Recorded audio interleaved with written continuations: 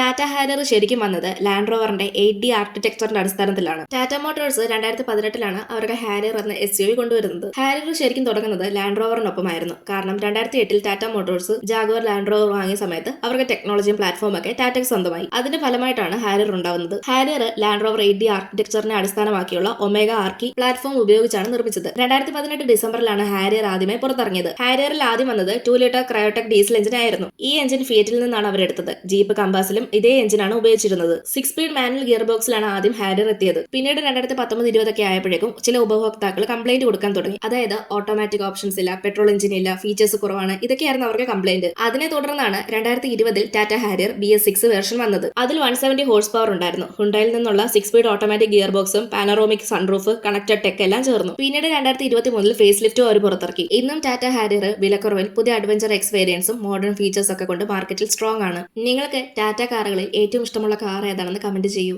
ഇതുപോലെയുള്ള കൂടുതൽ വീഡിയോസ് കാണാനായി ചാനൽ സബ്സ്ക്രൈബ് ചെയ്യാനും ഇൻസ്റ്റഗ്രാമിൽ ഫോളോ ചെയ്യാനും മറക്കല്ല്.